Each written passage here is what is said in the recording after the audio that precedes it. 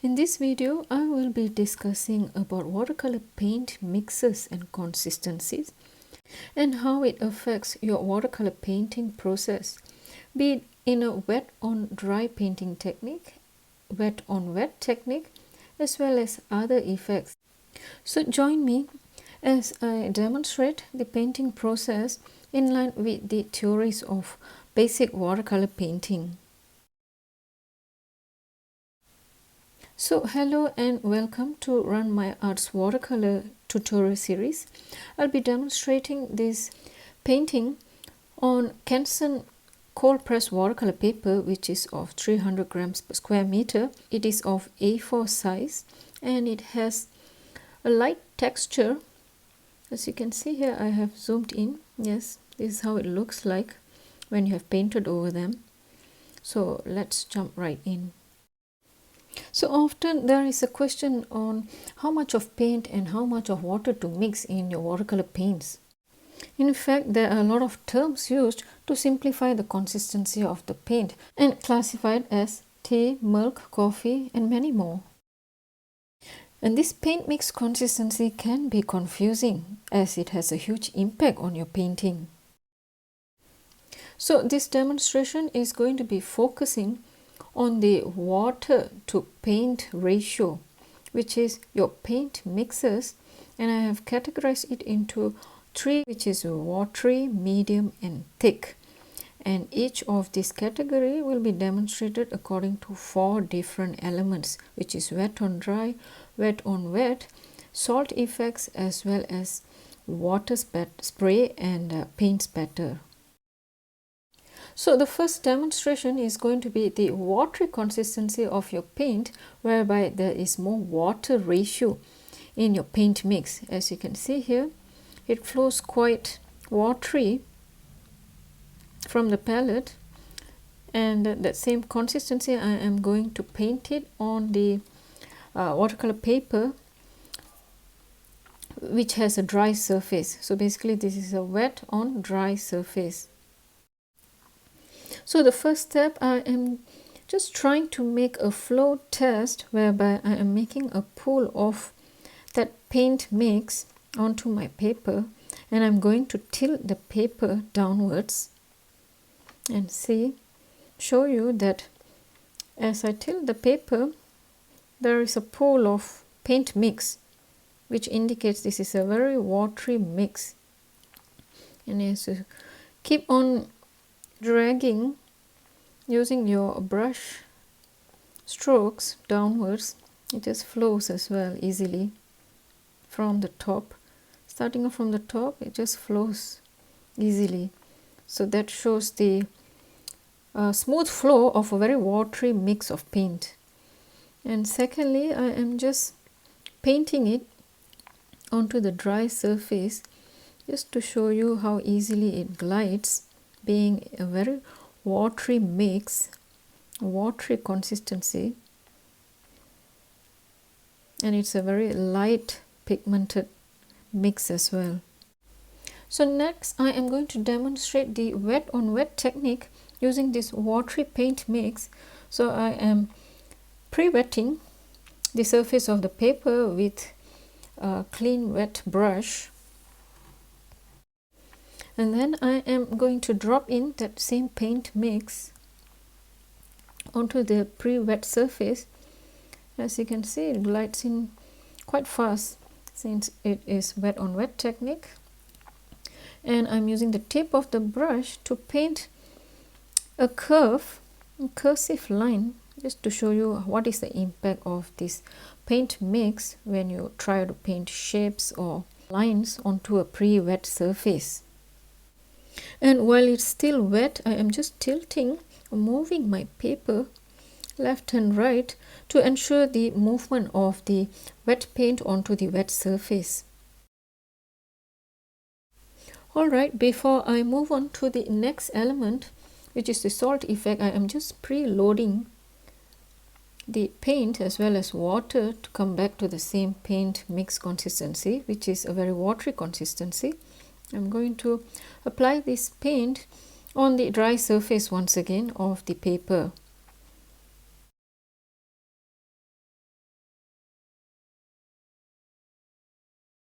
And once done, I'm going to drop in some salt granules onto this wet paint. I'm going to leave it to dry and we'll see the effect once the painting is dry. And for the water spray effect, unfortunately I have missed a few seconds of the painting process, but as not to worry, as nothing much you have missed. I basically have made the same paint mix and sprayed some water using my water spray. You will be able to catch up with that process in the other two paint consistency. And apart from the water spray effect, I have also spattered some paint, a red paint, onto this wet painting as part of the experiment, as in how a wet paint affects this wet paint consistency. So the next demonstration is for the medium paint mix consistency, and I'll be using the same Schminker Violet. So for the medium consistency, I have added in more pigment, whereby you can see that there is lesser water. I can't really technically say it is 50-50, but from the brush test, I would say there is more pigment. In fact, I have used the same color to demonstrate this entire experiment so that you can differentiate how much the water has impact on the pigment's color itself. As you can notice now, the violet color is much darker compared to the first demonstration because there is more paint in it. And I have made the paint flow test as well as the normal painting on a dry surface.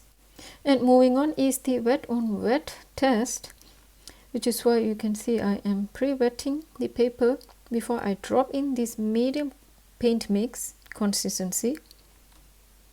And forgive me if I am not doing it very slowly, but you will see the impact once the entire painting has dried. And once again, the smooth brush stroke test, similar to the first one, as well as the cursive or shapes painting using the tip of the brush. You can see there is less flow since there is more pigment. Even though this is a pre-wet surface, yet it did not flow as quickly as the first paint mix. You can still see as I tilt, the paint is still bleeding onto the wet surface, but not as much as the first one. And the third one, for the salt test, I am just painting in that paint mix onto the dry surface, and after that I'm going to drop in the salt granules just like in the first test. As usual, we will have to wait for the painting to completely dry in order to see the effects. And moving on with the fourth element, which is water spray. And worry not, this time I haven't missed out the recording. So I am just painting the dry surface with the same medium paint mix consistency, adding in more paint layers, so I felt it was too light, so that you get to see a better impact of the water spray. But bear in mind, this is still the medium mix consistency. Now I am using the spray bottle to spray in those mini water droplets. You can also test this by dropping in water blobs using your brush. And next, I am spattering some red paint mix onto this wet paint, just like the first demonstration. And I will leave the painting to dry and move on to the third paint mix consistency. So now for the thick paint mix, obviously there's going to be even lesser water. As you can see here, it's just 1 or 2 drops of water that I'm using in the entire paint mix. And as I mix, you can see there's less water flow and the pigment seems to be even much darker. And kick-starting with the flow test, whereby I've placed that pool of paint, you can see it hardly flows and the color is extremely dark. You can hardly see it as a paint or water pool. And I'm gonna paint this onto the dry surface just like the other two demonstration.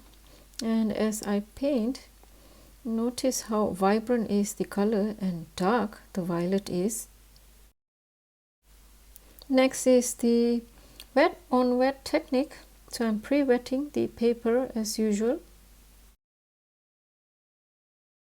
And before I proceed to drop in that paint onto the wet surface, I had to reload more paint. Since this is a thick consistency, I kept losing pigment as I make the demonstration, so I will have to need to add in more paint into the mix. And as I made the test on the smooth brush stroke onto the wet surface, as well as cursive line that I've painted using the tip of the brush. And once again, you can see a very dark paint mix and lesser flow, even lesser than the medium mix consistency. So for the third element, which is the salt effect, as you can notice, I keep loading in more pigment or paint into my palette. Since there's less water, you keep losing paint. So that's what defines a thick mix consistency. And once done, I am dropping in those salt granules. Just a close-up view. There's not much movement noticed when you drop these granules onto the thick paint. Lastly, for the water spray and paint spatter effect, as usual, applying the thick paint mix, and I'm going to use my spray bottle to spray in those water droplets.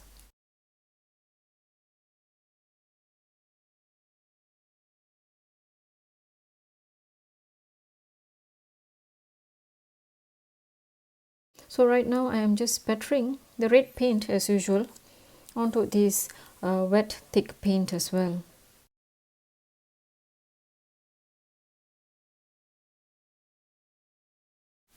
Alright, done with this demonstration. I will leave this painting to completely dry in order to see the impact and discuss the observations further. So the painting is dry, and I'm going to scrape off the salt granules.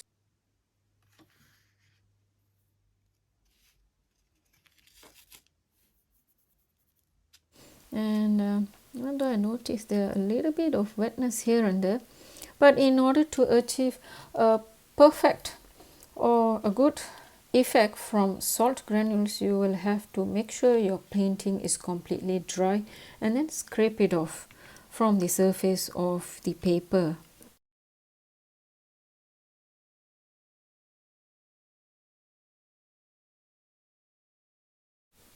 And as I scrape off those salt, they have also turned into the violet color, and I must say it resembles the amethyst crystal. How fun can this technique be?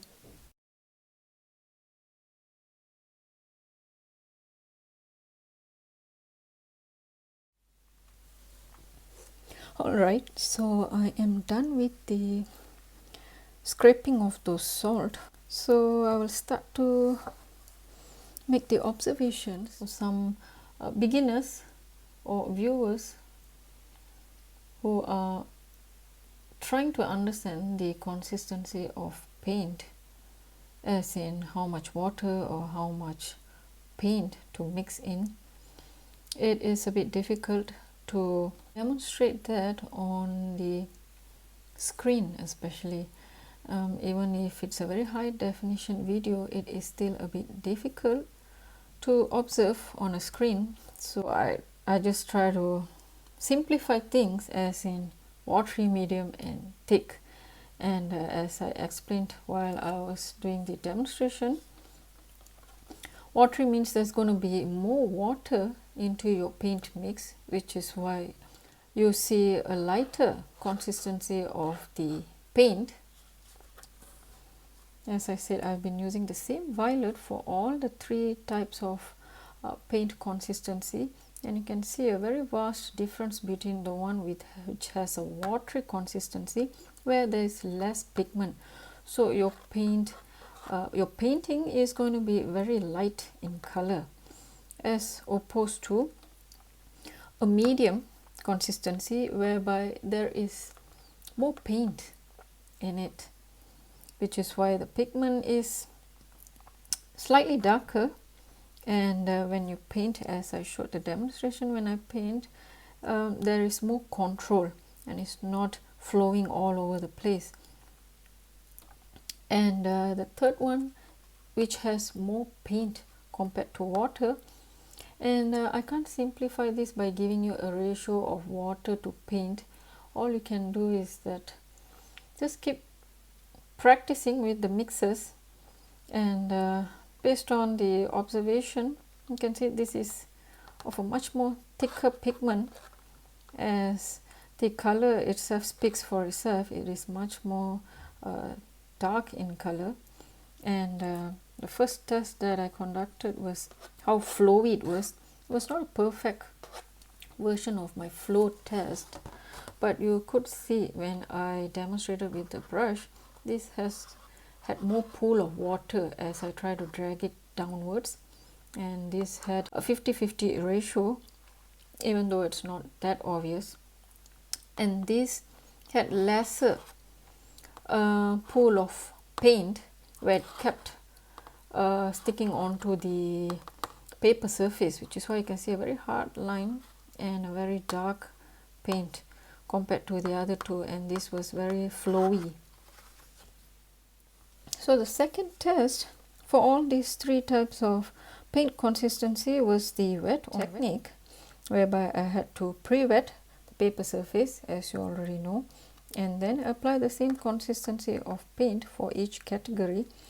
So for the first one, you can see the pigment color is almost the same, because it is already wet surface, and then you have a very watery consistency of your paint mix. So obviously you have more spread of the paint, and remember the curves that are painted. You can see the other two, the curves or doodle that I made is no longer visible, as it was too watery, so it just starts moving or merging into the pre-wet surface.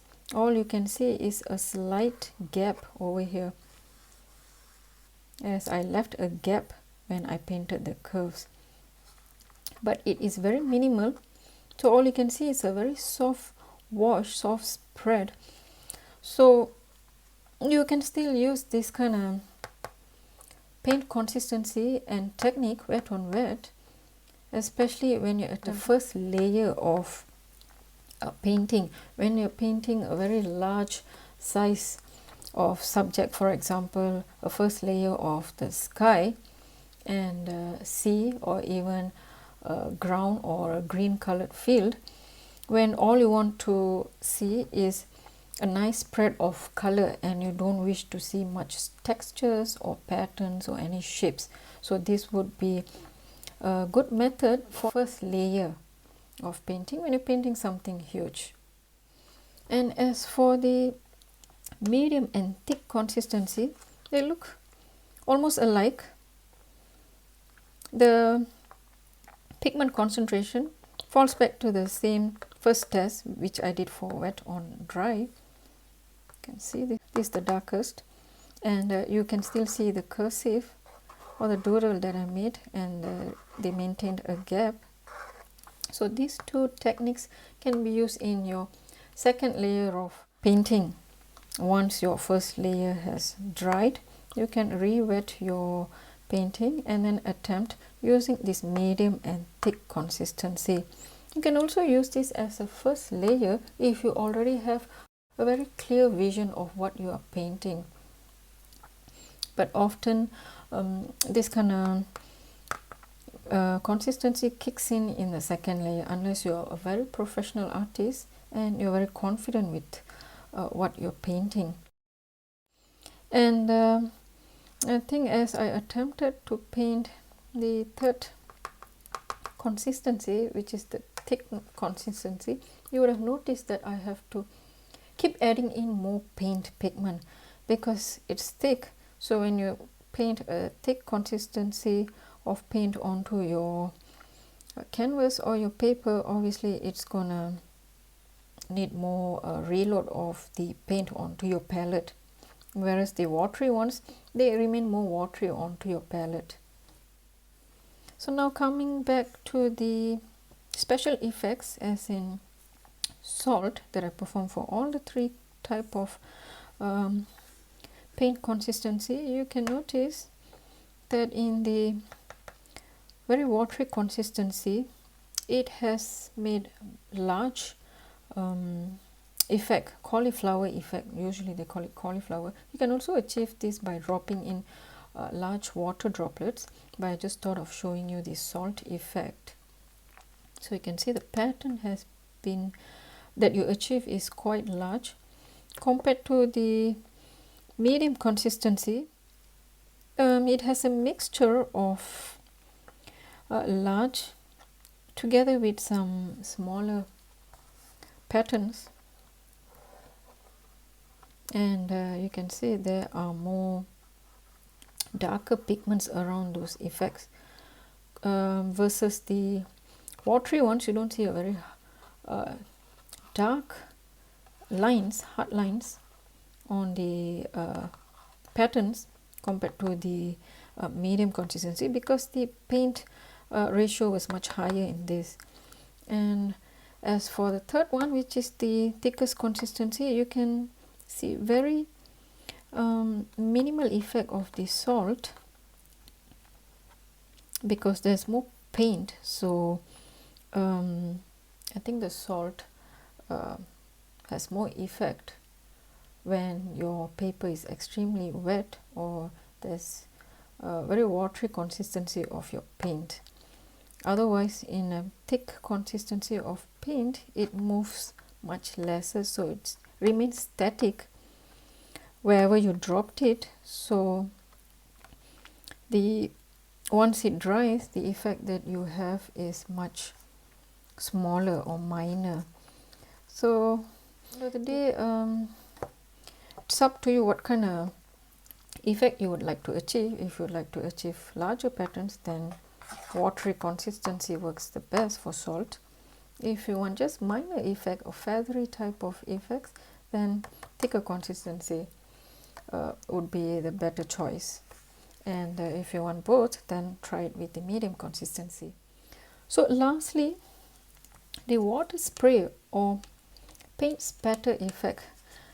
This is similar to the salt effect. It's just that there is no physical element on the paints. Instead, it's just some water spray, water droplets, or other watercolor paint spatter that I did.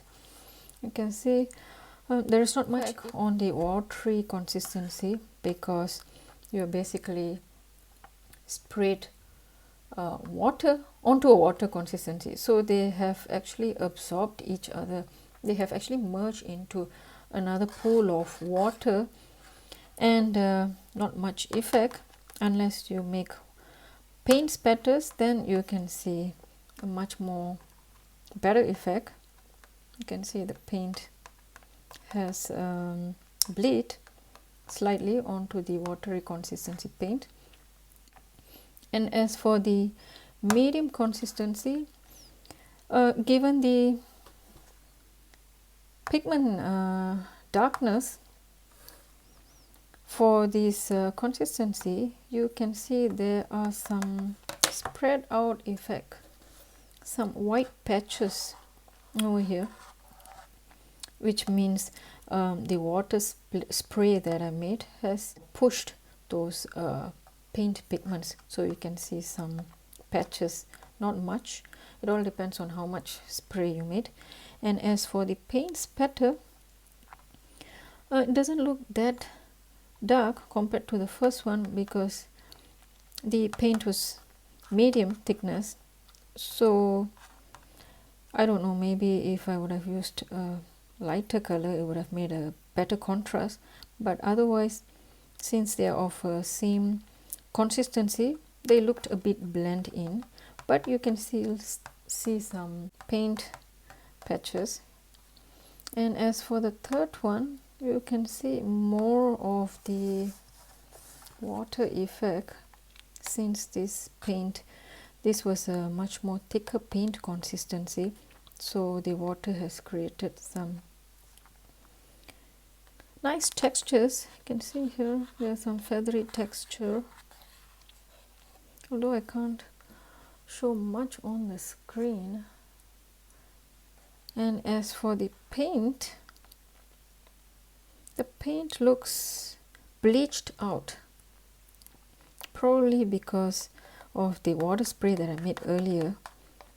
But somehow the paint also looks a bit static, because it was a thick consistency of paint, so it doesn't bleed much as compared to the watery consistency paint. I hope I have made a clear demonstration or experiment for you to understand, get a clear picture about how the water and paint ratio works when they are mixed together. There is no perfect way of demonstrating it or making a conclusion. It all falls back on your practice and your personal observation, because the more you practice, then the more you would understand. You can't understand from one experimental video. Sometimes you have to watch several videos. But to me, if you would like to nail a good painting and understand clearly how this water and paint ratio works on watercolor painting, then you need to paint more. Simply because this is a very physical activity, it's a manual painting, this is not digital painting, so you will have to practice more, observe more, test more on various paints, and it also depends on your paper. But if you want to nail a good watercolor painting, always go for 300 grams per square meter thickness and above. Anything below that may give you a difficulty, because anything lesser than that would tend to warp. So the conclusion is paint more in order to understand better. The old saying goes, practice makes perfect, right? So don't just watch demonstrations and videos but not even practicing it. Always get the theories from various artists who try their best to explain and demonstrate it on various platforms, especially on YouTube, since it's a free content, so it's free information and knowledge for you. But you have to practice as well. Otherwise, just observing is not going to contribute anything. You need to paint more in order to finally grasp that theory and your style of painting. It all falls back to your style as well, the result that you're looking for. If you liked this video, then don't forget to check out my other tutorials as well. I have got a lot of watercolor tutorials. If you're a fan of other type of mediums, as in pastel, I do soft pastel and dry pastel drawings as well, so do check them out. And if you have become a fan of my work, then don't forget to hit the like and share button, as well as subscribe to my channel. So hope to see you all again in another exciting video. See you then. Bye.